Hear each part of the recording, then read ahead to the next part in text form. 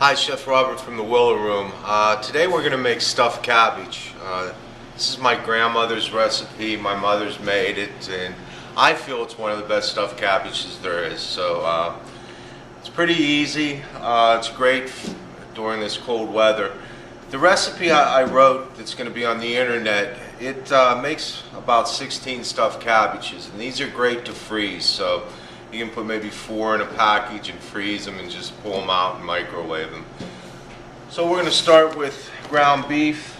We have 3 pounds. Into this ground beef, we're going to put a 1/4 tablespoon of oregano.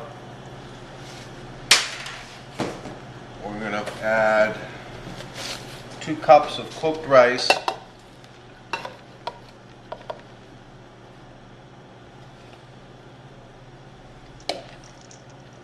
You can use instant rice, hard-boiled rice, whatever rice you have on hand. And we're going to add 1 tablespoon of chopped garlic, some salt and pepper.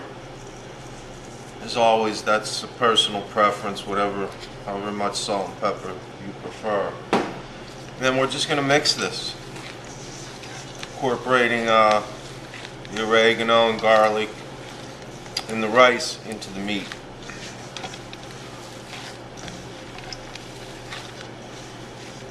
It's pretty much all incorporated into that. Next, we have 50 ounces of Campbell's tomato soup here.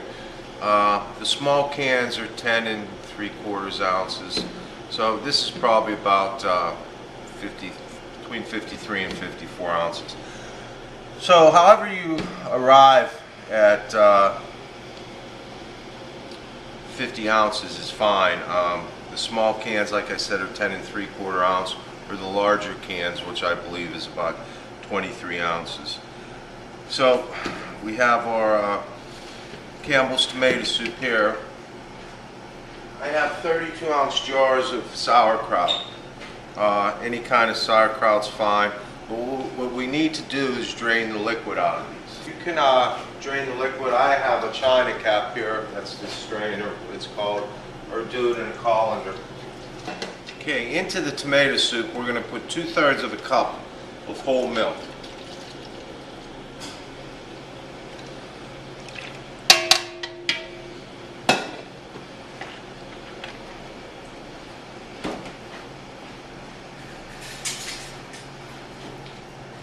We're going to just stir the milk into the tomato soup, and we're going to add our sauerkraut into this mix.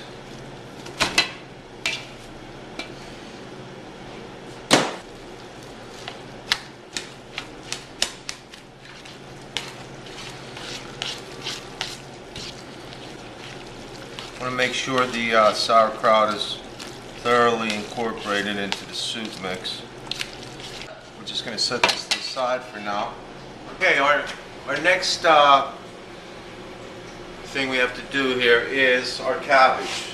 I have 2 heads of cabbage here that I've put on basically big metal skewers.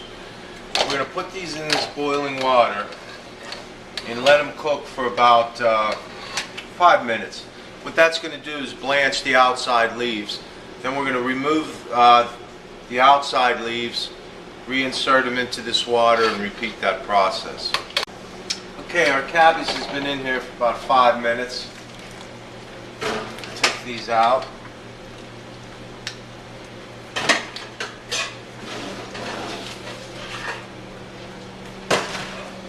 And what we want to do is just remove about 3 or 4 of these outermost leaves here.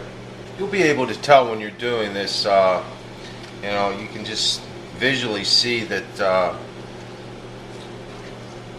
once you start taking these off, the inner ones aren't as blanched and cooked as much. So I'm going to put that back in. It goes back in the water. Okay, we have our blanched cabbage leaf.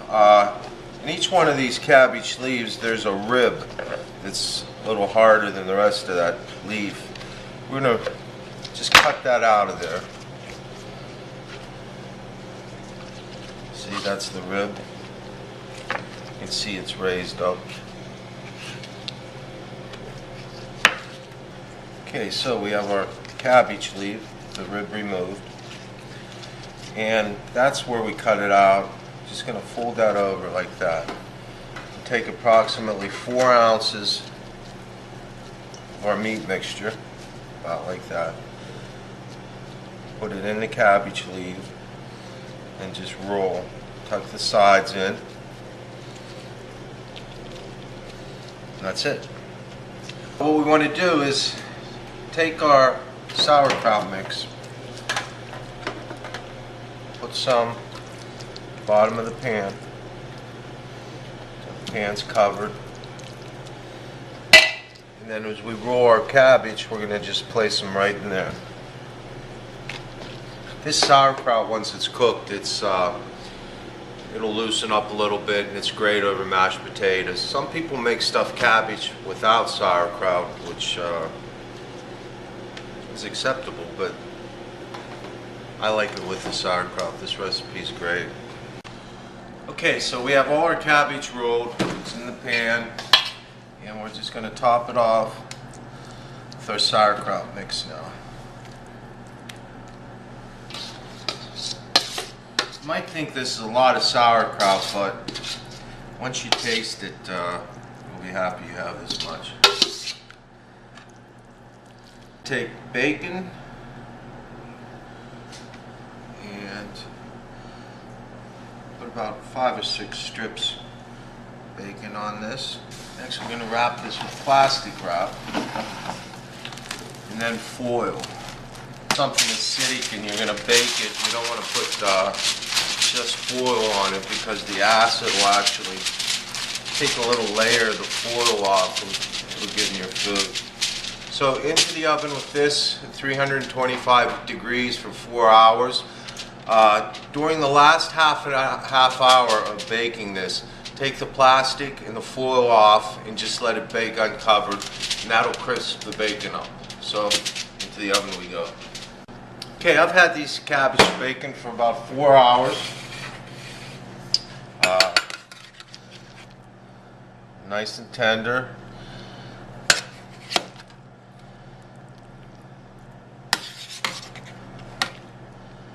Take a little bit of this sauerkraut.